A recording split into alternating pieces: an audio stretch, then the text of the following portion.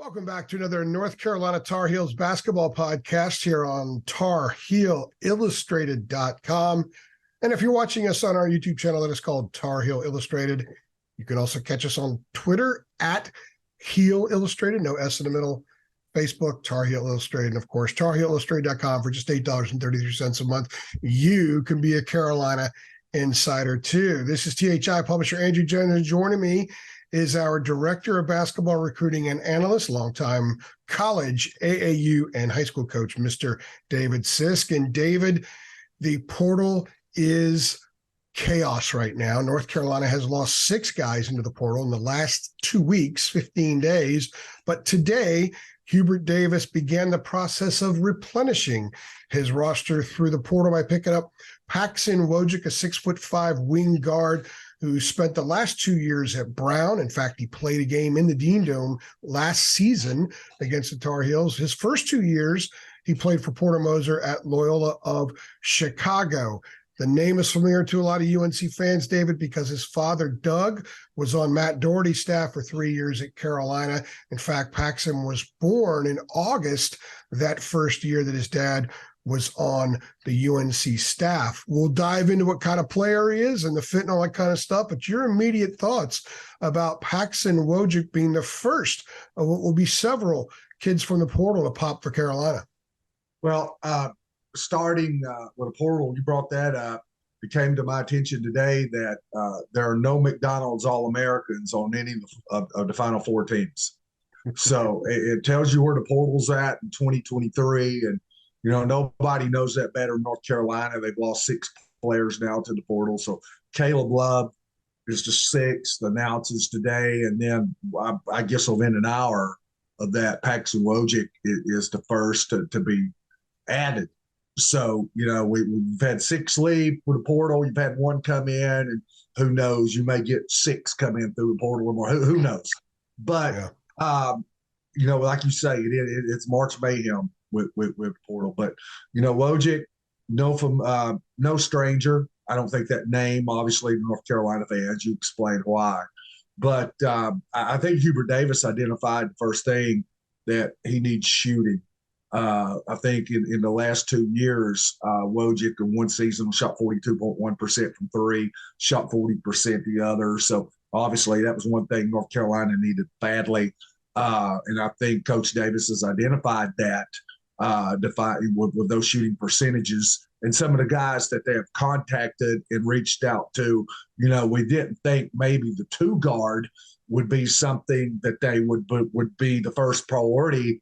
But it's turned out those are the first guys that they've reached out to, you know, Wojcik and Timberlake and some of those guys who are known as 3-point shooters at that spot. And an individual told me last week that a North Carolina coach, we were talking during the season. He asked a North Carolina coach, you know, what's your problem? He says, we just can't make shots. We can't hit outside shots. So, you know, that was something that they identified as the major issue, perhaps something that has to be rectified. And that's why they go out and get a guy like Paxson Wojcik. So I'm out. I finished all the Caleb stuff, and I go out and I get my steps because I got to get my 10,000 steps in every day. And I'm in 1.5 miles from the house, and I get a text from Dina, and then I think you also texted, and I had to get home and get ready to do all this stuff. But I'm watching some film on Wojcik, and the thing that jumps out to me about him, David, and this isn't a rush watch. I'd seen some stuff before, and I remember talking about him covering the game against Brown last year when talking to people about how, his dad was the assistant coach here, and he was an interesting player to see then. You could see some of those little savvy coach's son things in his game. So watching film tonight, and I watched a bunch of stuff, the thing that makes me think about how Hubert sees him fitting in isn't strictly maybe as just a 2 guard. I can see sort of a 3 guard set with him being the wing guard, like the 3 guard, if you will, because he is 6'5". He's got some length. He can play. He's comfortable playing wing to baseline. In fact, if you look at a lot of his shots at Brown, a lot of them came from the corner. And I think one of the problems that they had this past year was they had no corner shot makers. Brady was a corner shot maker. And when you have a guy that's in that corner and you have to be aware of him, it creates a lot of open stuff for the team. So we saw Hubert go to some 3-guard stuff, but they just didn't knock down shots. I think a guy like this fits in either as a 2. He could see the floor well as a 2. You can run a lot of entries with him as a 2, but also the idea of having, let's say, Wilcher and RJ out there, but also a guy like Paxson, you can space the floor. Paxson doesn't need to go through the lane. In fact, a lot of the film I saw, David, he's not getting a lot of open shots by dragging a defender through the lane and popping out. He's just moving on the perimeter and feeling things out and finding a lot of shots there. And he showed an ability to immediately go from wing to the lane. Had a pretty nice little pull-up jumper that I saw him hit against Michigan State, saw him hit a couple against North Carolina. So he hit them against reputable teams that have length and athleticism. So I agree with you. He looks like he's just a part. He's a piece of whatever's going to come down the pike. And I think Hubert's looking at him, yeah, you could play 2, but maybe a 3 in certain situations. Well, and, he's 6'5". Like I said, he's 200 pounds, too. So he's not like some high school kid that comes out like you've got putting weight with. And, he's been in college 4 years. So you're talking about a man. Yeah. You're not talking about a teenager. So, he would have the body ready for that. You were talking about they didn't have a corner shooter and he could play some of the 3. Well, they didn't have anybody making shots at the 3 at all last year. And if you look, all the candidates who could play that spot, Leaky Black graduates, Tyler Nickel leaves, Puff Johnson leaves. Of course, Nickel didn't play enough to really know if he could, but Puff Johnson. So, the 3, that's one of the places that we identified, really the 3 and the 4. Small forward and power forwards, where North Carolina is really going to have to add pieces. And you also would look and say, where does he fit into what they already have? The thing I would look at is, okay, how could he fit in, for example, like R.J. Davis and Wilcher coming in? I think those guys are going to get a lot of time at the guards. And I know Wilcher can really put that thing on the floor and get to the rim. He loves that. So he draws defense. We know RJ can do that. And you go back to that middle ball screen that they love to set with Armando Bacot with him coming back. And one of the big things that really hurt North Carolina last year, Bacot could come down that lane on a roll. And the difference was this year and the year before, they could skip it out and make the shot against the 3. The tag guy had to go all the way out because Manick was in that opposite corner. And he really had to be cautious of that. This past year, they didn't have to worry about it. So they could just sell out the Bacot going down the lane. And, I'd like to have $1 for every time North Carolina was able to skip the ball out of the middle ball screen to the opposite side and have an open 3, couldn't make it. So, and those are killers. So, they've identified that, like you say, you put him in a corner. One thing I would look for next year is R.J. Davis or Simeon Wilcher coming off a middle ball screen with Bacot rolling and him in the opposite corner and skip over there. And he's got that open catching 3 in the corner. So many eyes were on Armando when he did that. Things slowed down. And you're right. It's not just Armando in that, but how about Simeon Wilcher, as quick as he is, using that ball screen and to continue to use a rolling Armando essentially as a modified screen to get to the rim. I could see a lot of that happening, but you've got to have that other part out there. I don't think Paxson Wojcik right now would be penciled in for 35 minutes a game. I don't think the sentiment that I've seen on social media, so they're basically swapping Caleb for Paxson Wojcik. I don't think that's the case. I believe that Hubert is going to reshape things, and there's going to be a different look next year across the board.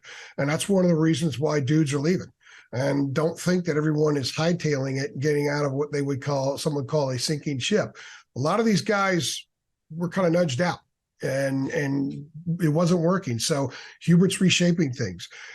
Everything I've been told is that there's a lot of self-evaluation going on, and I don't know how much of that's taken place yet because they're burning the midnight oil, looking at all the kids that are in the portal. However, I think they have an idea what they want. And you said it right away. Shot makers, not shot takers, but shot makers.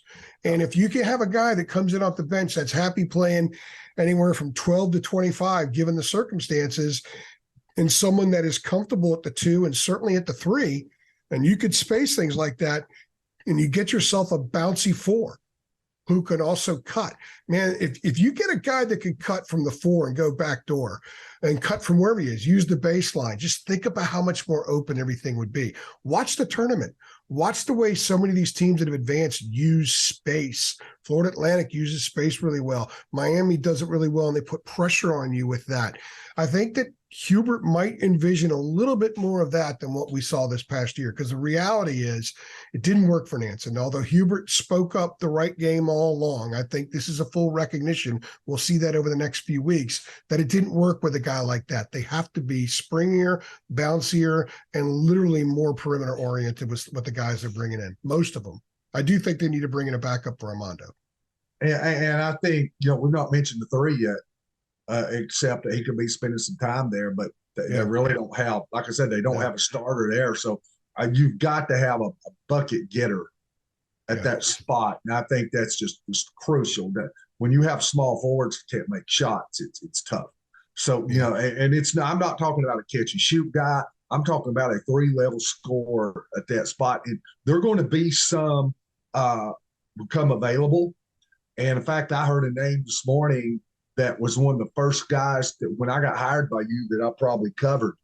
That's a really big name that's a 3 and could be initials TS. No. Okay. So no. So obviously we haven't rehearsed this because we're just we've not. Like I said, we're going off the cuff, and a guy called me today about it. But going back on the overall thing. 2 thoughts here. And the guy that called me this morning, he called me from a Rivals writer who covers a prolific program. And they're doing the same thing. They got a lot of guys leaving. And I'm like, well, did coach run them off? And he said, well, no, but he let them know in no uncertain terms that they were getting recruited over. Yeah. And that's happened at Carolina too. I go back to one of the best conversations I've ever had in an interview at Rivals, maybe the very best one. And it was a guy named Andy Borman who ran the New York Wrens AAU program. He was a walk-on at Duke back in the day. Coach K's son-in-law, who is now. Oh, that's right. Yeah. He's now an assistant coach at Memphis. And at that time, I was, I think R.J. Davis played for him. But at that time, we were talking about Lance Ware, who's at Kentucky. And he told me something. He said, I had a talk with him. I have a talk of all our kids to go to these kind of programs. And I tell him the same thing I would tell him if he went to North Carolina or he went to Duke, or Kansas, or UCLA or Ennis.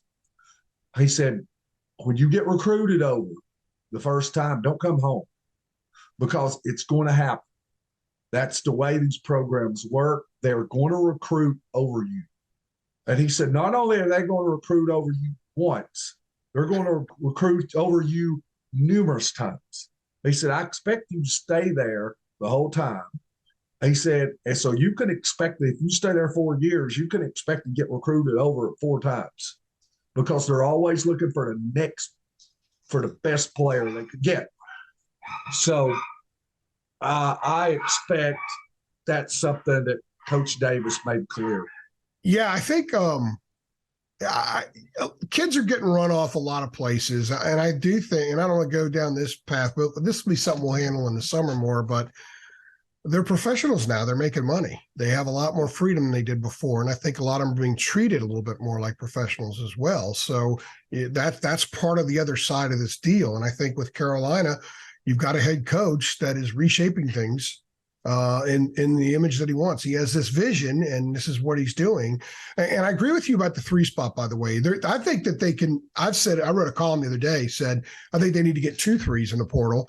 One that can be sort of a 4 and a 3 with a little bit of a lengthy 3 to play that 4 spot. Because as long as you got Baycott down there, you're going to grab a crap load of rebounds and you're going to have what you need down there. So if they want to play fast, and if they really want to spread, and if they want to utilize space and cut and do all that kind of junk and get it back out into the open court, which they really went away from big time this year, you need a bunch of springy, bouncy dudes that can score in a variety of ways. And as far as the three-man goes, the point I made in my column was very simple, David.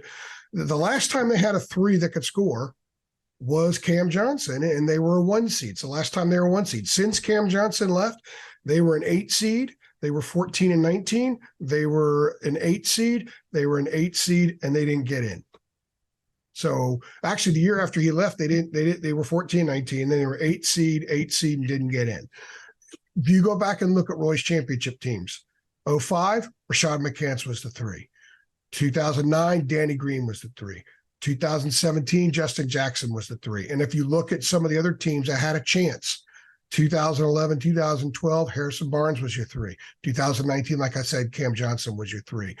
You've got to have a guy over there that can not just hit shots from the outside, but break you down and just force defenses to move. And they haven't had that the last few. No disrespect to Leaky. They just haven't. He didn't bring that to the table. And I think that's one of the things that Hubert is looking for. I don't know how much of it's out there. Maybe he's seeing a scenario where there's multiple guys he's going to have to use over there. Anchor with Armando, anchor with RJ. Maybe Jalen can give you one of those, like the 4 spot, or kind of go back and forth with the 4 and 5 and play a lot of minutes, and then just fill in the rest with really good players that are interchangeable and allow you to be a little bit more creative given the teams that they go up against. I'll get people at DM me on Twitter and are North Carolina fans, and they'll say, I hope RJ stays, I hope Baycott stays, and I hope Jalen Washington stays. And that's been a guy who I think people are kind of intrigued by, because Hubert Davis says he's the best shooting big man he's ever coached. So, it just, like I said, it's intriguing. It's interesting. So I want to see. And I think, I don't know, but I want to find out. And I think a lot of fans are kind of in that same mindset. So I want to see what he can do, possibly, like you say, at that 4 spot. I think that's what it would be, that he could step out. Obviously, they're going to have to, they'll have to make another addition there. They're going to need depth inside. We talked about before we came on here, if you look, and of course we said Wojcik could step out at the 3, but I think guys who identifies themselves as 1 or 2s, even with all this movement out of the program, right now, as it stands, as we do this podcast, you've got RJ Davis, you've got Simeon Wilcher, you've got Seth Trimble, you've got DeMarco Dunn, and you've got Paxson Wojcik. So there's 5 guys. So there's already plenty of depth there. But then when you go past that, you've got Washington, you've got Baycott. Did I leave anybody else out? I don't. No. There you are. So we know. You lost 6. You can see right there. It's like having a bunch of wide receivers and no offensive linemen. You've got where you've got to go add some bodies at. So he's got his work cut out of really rebuilding this team with depth inside, rebuilding it at the 3 spot and rebuilding it at 4 spot. We didn't intend on making this an all-out portal pod, but let's go ahead and keep doing that. I think that's what people want to hear, and I also think it's sort of interesting and fun to banner these things around. I think if they've lost 6. I'm not going to say that they're not going to lose anybody else. I'm not going to say that they're done or anything like that. I'm not going to say anybody still might go. We don't really know what's going to happen because so many kids have so many people in their ears, and a lot of them will react to what Carolina does, right? So let's say it's capped at 6 for the sake of discussion. That doesn't necessarily mean that they're going to bring in 6. In fact, I think at 4 is probably the max. And what I could see Hubert doing, going back to what I said a few minutes ago, a couple of 3s, but one that's sort of a long 3, the one that could play the 3 and the 4, one that's more traditional 3. He's got to go somewhere and find a backup 5. There are a lot of guys out there who would be solid for stretches and happy to play in that program, to wear that uniform, to be a part of things. that would back up Armando at the 5. We give you the beef with someone that would rebound, someone that would set the screens, that can handle the physicality. I don't think, based on this past year, Jalen Washington, the one thing he absolutely must do is get stronger and get a little bit brawnier. And Hubert somewhat alluded to that, to a question I asked back in February about what does he need to do to get on the court more. One of the first things he said was, well, he needs strength. So that's understandable because he was injured for a long time. So this offseason, it's going to be about getting stronger and about getting brawnier for him. And also doing that while not losing his skill for the perimeter, for that mid-range game that he has. But he needs a big guy. I was watching games earlier this year, like the Mountain West or some of these other leagues out there late at night after I finished my work. And I saw a lot of 6'10" guys that you don't want probably playing 35 minutes for you at North Carolina, but they can handle 8 to 12. Or if Armando has a situation where he turns an ankle and they got to run with this guy for maybe 18 and put Jalen in there for 18 or whatever the case may be, they could probably get away with it. And I think there are a lot of dudes out there that would accept that role. Jacob and I were talking when we did the Caleb Love podcast earlier this evening, and I reminded him and some of the listeners about Justin Knox, who played at Alabama, graduated, used the grad transfer rule back in 2010 to go to Carolina and played on the 2010-2011 team. And his job was to go in for about 8 to 10 minutes and be a body. And that club went to the Elite Eight. There's a guy out there, I think, that Hubert's going to look for and find that will be happy in that role. Now, times are different. And not everybody might be built and wired like Justin Knox, who, by the way, is still playing overseas, I think. But I think someone's out there, and I think Hubert's going to do due diligence to find that guy. So, David, I think they get a 3, a stretch 3, if you will, like a longer 3, and a 5 to back up Armando. To me, in my mind, that's what I think they bring in, 4 dudes. What do you think? Yeah, it's got to be a center, too. And let me say this while my mind's on it. They don't want to get stuck. And I don't mean this in a bad way. But they ended up last year, and look, I said so. I wanted Pete Nance. Said so here. I don't deny it. And the thing I liked about him was I said, okay, Pete Nance can stretch the floor, but he can also guard 5, and he can back. And we talked about we had the same discussion. Somebody, if Baycott goes to the bench, can guard 5. What you ended up getting was Nance, and Nance turned out to be a 5. Yeah. He wasn't a 4. And he didn't stretch the floor. He couldn't buy a shot with a couple of exceptions, a couple of games. So they ended up just really slow and lethargic, because they had 2 centers on the floor at the same time. So this can't be a guy where you say, okay, we're going to bring this 4 in and he can really help guard the 5 too. It can't be that. I think we've learned our lesson. Exactly. It's got to be a pure, big, brawny, bruising center who can have some rim protection. And then the guy you bring in a power forward is a totally a separate guy. So like you say, you brought in your 2, you've got to make an addition at the 3. You've got to, and who knows, maybe you bring in another bigger wing, because if you bring in a 3, you still don't have depth unless they've already had the discussion with Wojcik that, hey, we want you to play a lot of the 3, and that could be the case. But if you only bring in 1 and Wojcik's not that other guy, then you've only got 1 small forward who plays that spot. So that's like you may need, if you look at 4s, guys playing 3s and 4s, you may need 3 guys to play that spot. I think 2 3s. I think you got Wojcik. And then you bring in 2 3s, but like I said, like a longer one that could also play a little bit of 4, especially when you watch the tournament. And this was the first time in 20 years I've been able to actually sit and watch the entire tournament on TV, because I'm always covering it. And when you cover it, you don't get to see that much, which is kind of a lot of people might have a hard time believing that, but you don't, because there's so much work to do. And one of the things I've really enjoyed and taken advantage of during the last couple of weeks is just to see what's out there and what was different about UNC. And what's crazy is that they were the 3rd team out on Selection Sunday. But as this tournament's gotten deeper and deeper into it, in my mind, they were further out. They get further and further out. Like they need a makeover. And I think we're seeing a makeover right now. And one of the things that the really good teams, I watched Florida Atlantic, like how many 6'6" guys that could bounce around, that could shoot a little three, that can drive, that get weak side rebounds. The scoring on the weak side glass for a lot of these guys, for a lot of these teams, is really, really good. Carolina wasn't very good at that last year.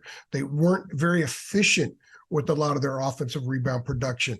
These guys are out there. They don't have to be McDonald's All-Americans. They don't have to come from the biggest schools, which is another topic I wanted to throw at you here in a second. They're just out there. I think you just need some athletes. They can defend. They can cut off passing lanes. So many passing lanes are cut off. They could pressure the ball on the perimeter, but they can also get in transition. They can get you buckets, and they can do a lot of stuff. They need a couple of guys like that.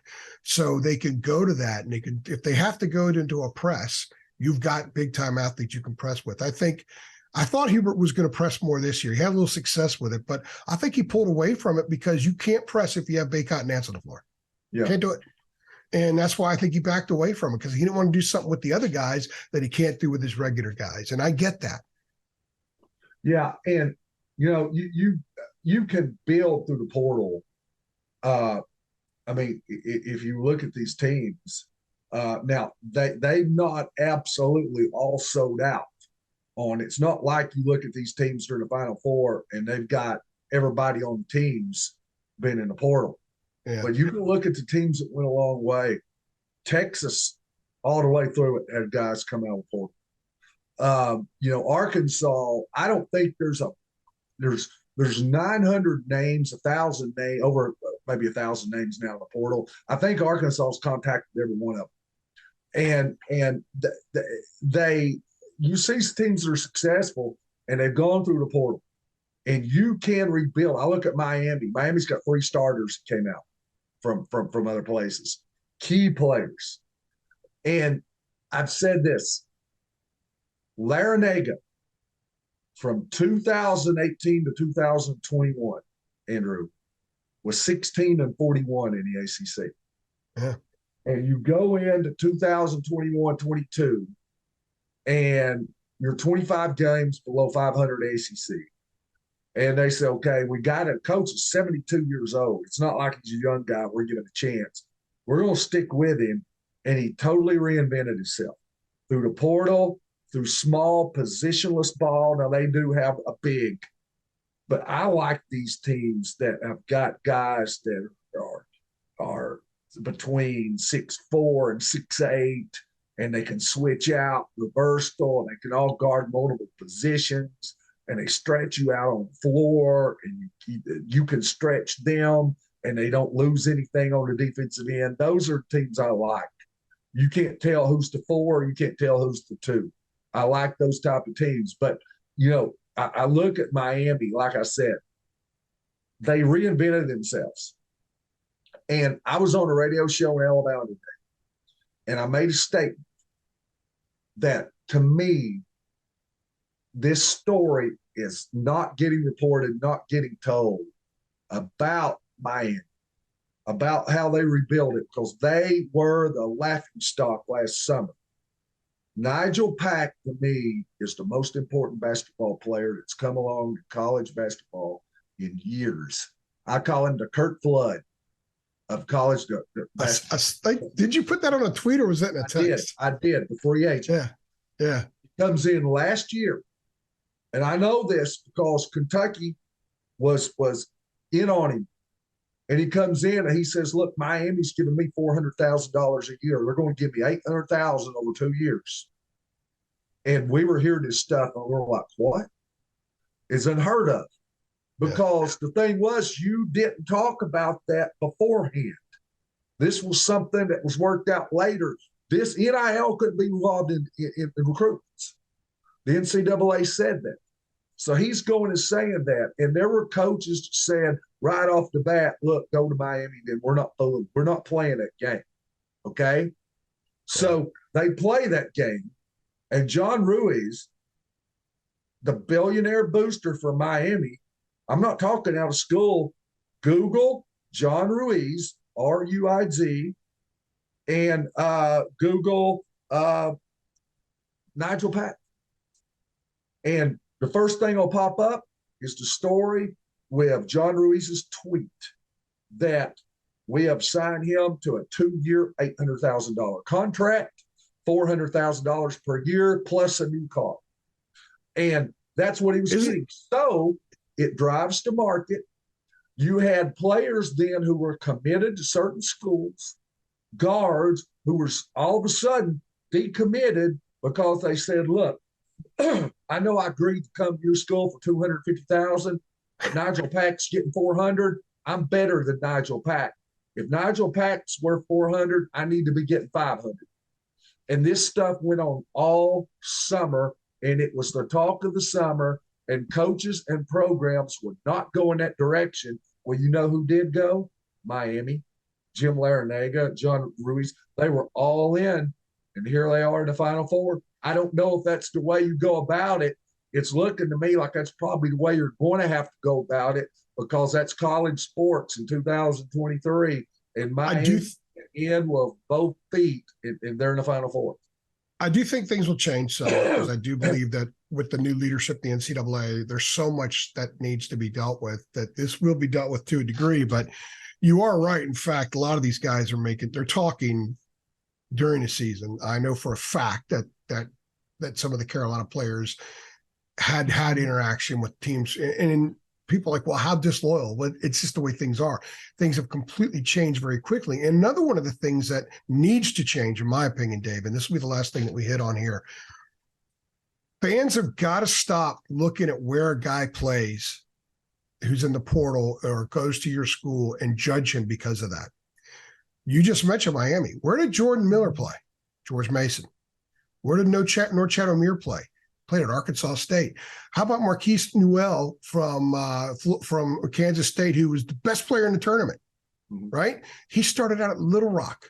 San Diego State has a starter that started out at Seattle University. How many people watching even knew Seattle had a Division I program? Yeah. My point is, these guys come from everywhere. You know, look at Pittsburgh this year. Nike Sabandi, he started out at Miami of Ohio. Nellie Cummings, he was at Colgate of all places. These guys come from everywhere. They're all over the place. Auburn may have had the best offensive center in the SEC this year. Johnny Broome took Morehead State. Yeah, exactly. DJ Burns from NC State came from Winthrop. No one had ever heard of him at Winthrop. He goes to NC State. He's the talk of the ACC, in part because he's a unique player and he's a unique individual. But still, North Carolina fans know how difficult he was to deal with in Raleigh. There in February 19th or whenever that was. So my point is that don't judge these guys by where they go to school. These dudes could play. And you and I have talked a lot about how many players there are out there. I used to marvel covering games back in the day, and we could get courtside a lot of places. I loved the November, December games because all these guys brought players in that could play. I'll never forget watching Stetson come in one time. And they had a couple of guards up thinking, these guys can flat out play. Why weren't they in the ACC? For the same reason Newell was at Little Rock, because he was 5'7", and these guys were 5'11", but they could still flat out play the game. And the way the game is now, space and using space is every bit as important or more important than height and size, because the whole of the game is part of basketball now, far more than it was 15, 20 years ago, when a lot of people created their own narrative of what the game should be. Do you know how Leonard Hamilton caught his big break? He was assistant coach at Austin Peay. Okay. So they were, Joby Hall was considering him as an assistant. This was back in the 70s at Kentucky. And one of the other assistants asked him, he said, he's never coached above the Ohio Valley Conference. Can he coach at Kentucky? And he said, all I know is he got a guy named Leonard Fly Williams to come from New York to Clarksville, Tennessee, and coach at Austin Peay. And Fly Williams was one of the top players and was a legend, and got him to come to Austin Peay. He said if he can get he'd be the best player we'd have at Kentucky. He said if he can get a guy to come like that to Austin Peay, he could recruit at Kentucky. The rest is history. You know, look at a highly successful, long career. So it's like you said, Nick McDevitt, it's a name that might register with some people in the western part of the state. He's a head coach at Middle Tennessee State now, played for Eddie Biedenbach at UNC Asheville and was the head coach at UNC Asheville before he went to MTSU.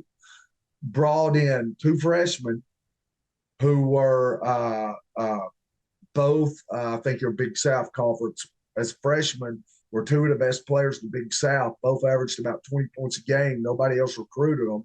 They were studs. Nick got to the NCAA tournament, and both of them transferred out. I think one went to Marquette, one went to Florida State. And I saw Nick, and he just shook his head and smiled that summer. After I saw him, he said, I got penalized for recruiting too well. You know, I got two guys everybody else missed out on, you know, and then they have a good year and they're out. So, you know, Bruce Hornsby's son went to Asheville for a year and ended up transferring to LSU and had a pretty good career there. Bruce Hornsby, the singer, that is. Remember Bruce Hornsby, the singer? I've got a story for you. Oh, gosh. Can we air this? Is that good? Yes. Okay. It's got to do with Bruce Hornsby. I told you that I almost went into business with him back in the day with the radio thing. Oh, yeah. There's some ACC basketball players, a former UNC football coach, and the big money guy at NC State now. We almost started a radio network together. Belmont. I got to tell you that story when I'm not recording sometime. Belmont is playing David Lipscomb back in the mid-2000s. And if you're not familiar with it, it's called the Battle of the Boulevard. It's called the poor man's Carolina Duke rivalry. Lipscomb and Belmont in Nashville. They both have great traditions going all the way back to NAIA. It's a big rivalry in small college, one of the best in the country in small college. So they're playing, and I'm at the game, and I had several players on the Belmont team that I'd coached with the Travelers, and probably about half a dozen kids were on the Belmont's team. I'm sitting with Justin Hare's dad, who played for Belmont. And so I'm sitting here watching the game, and I'm up like this. And for whatever reason, I just want to look at the crowd. I turn around and look like that. And there's a guy sitting right behind me, and I'm like, I know this guy. This guy's famous. There's a famous guy sitting right behind me in Nashville, and I can't place him. And I keep thinking about it. And I keep turning around and looking. And every time I'd look, I was looking at him. So he's directly behind me. And I keep turning around and looking. I know I'm giving him the creeps, right? Because I keep turning around staring at him. Then quick, I turn back. And I asked Justin Hare's dad sitting right beside me. And I went, this guy's sitting right behind us, right between us. He's famous. He's a singer. Who is it? And he said, turns and looks, he says, I don't know. I don't know anything about music. And I said, he's famous. Trust me, he's famous. And I keep looking. Well, the next timeout break comes probably about 2 or 3 minutes later. I said, I'm going to look one more time. When I do, the seat's in. I scared him off because I kept staring at him. That's pretty creepy looking at him. I'm some kind of guy that's hanging out in the van down by the river, you know. Oh. So anyway, I said, where'd he go? So I noticed right on the other half, you know, and I'm kind of looking around. He's about 2 sections down even with me. He'd probably moved about 50 feet down. I could see him because he's sitting right on the aisle. That's how I could see him. He was a tall guy. And so I tell Mr. Hare there, I'm like, that was Bruce Hornsby. That's who it was, Bruce Hornsby and Arrange. And he said, never heard of him. So, yeah. There was a Bruce Hornsby story there. I scared him off at a Belmont Lipscomb game. You realize that we have delved into the world of Bruce Hornsby, who a lot of our listeners have no idea who he is. Just go from Paxson Wojcik to Bruce Hornsby. Go bring up the song The Way It Is. Most people will, oh, yeah, that guy. Anyway, I think that signals this is the end of the podcast, right? It's got to be the end if we're talking Bruce Hornsby right now. So the point is that players come from everywhere. That's the point, right? Yeah. They come from, you know, Baylor's national championship team a couple years ago, one of their starters came from Asheville. Yeah. UNC Asheville. UConn's got a coach. It's Bill Murray's son. I'm not scared of him off yet, but I'll be working on it in the future. So they come from everywhere. Coaches, players, everybody. We get to see Bill Murray next Saturday when Miami. That's good. Well, Matt, what do you, real quickly, what do you think, Miami or UConn? UConn. You like this UConn team. Yeah, I love it. You know, I've been on, you know this. I've been on the Miami bandwagon for over a year, and you know that. I said last year they were my Cinderella team, and they got all the way to the Elite Eight. And I've said all year long, and I've told you this, I'm trying to find the 2023 version of Miami, of the 2022 Miami. Well, the 2023 version of the 2022 Hurricanes was the 2023 Hurricanes. Yeah. Obviously, they just restocked and got better with Pack. Man, I just love the way they play, and they play to me a lot like Alabama, but a lot more effective because Alabama settles too much for the three. And I watch them Miami the tournament, and they just keep prodding. Their game is to drive. It's a driving game. That's what I was trying to tell my brother. I kept saying, just watch them. My brother went to Indiana, and they're getting ready to play Indiana. I said, dude, Indiana's got to guard the drive because everything they get is based off the drive and sucking defense in and making guys leave their man. And that's why they're so effective. And that's what they did to IU, and that's what they just did the last 12 minutes of that game the other day was unreal. And here's the thing, they don't settle. So it's not like they don't get what they want. It may be down 7 or 8 seconds left to go on the shot clock, and they finally get you in a switch, and then they attack in space because the big's out on the floor. And that's what Isaiah Wong was doing. But unlike Alabama, who just lives with a three, they're going in there and shooting the mid-range, and those guys can just put you in a blender inside, outside, in the mid-range. But Ken Palm, interestingly enough, has them as the lowest rated of the 4 teams, lower than San Diego State or Florida Atlantic, and he's got UConn like his efficiency rating of over 10 points. So, but UConn, I told you this first game I saw them in round 64. You remember me saying, I said, this is the best team I've seen all year. Even though they were playing a 13th seed, I've not seen a team with that much depth, that much on both sides of the ball, that cuts everything, screens the way they do. I've never seen a team this year get as many open layups off half-court sets because they're run efficiently than this team. Because not only they have talent, man, they just execute like their precision is incredible. So I'm going to UConn. Yeah, I agree. I do think Miami is the only team there that can beat them. And Miami can beat them if Wong has a huge game and O'Meara stays out of foul trouble. The other game, I do think Florida Atlantic can beat San Diego State, but that San Diego State defense, it's like they have 8 guys on the floor and all of them have no problem giving you a hip. And that's going to frustrate the crap out of Florida Atlantic. They're a big, mature team with a lot of they're men. They're an old team. I got dogs barking in the back. That's all right. Well, we're closing out in a minute anyway. We're okay. Keep going. I'm taking UConn, San Diego State, UConn in the championship game, and I'll put it on mute. All right. Sounds good. Well, let's go ahead and get out of here. Your dogs are going crazy. You got to deal with that. I promised my daughter I'd watch some of her stuff on she's going to put her tablet on the TV tonight, so I get to have that fun. So we've done a lot today. It's been a super busy day. Much more to come with North Carolina. I think they're going to bring in 3 more. David kind of is in the same ballpark with me. We will be here to talk about it all along. So our Paxson Wojcik podcast turned into a full-on David and AJ B session. So I think that's good to go now, David. Appreciate it so much for David Sisk.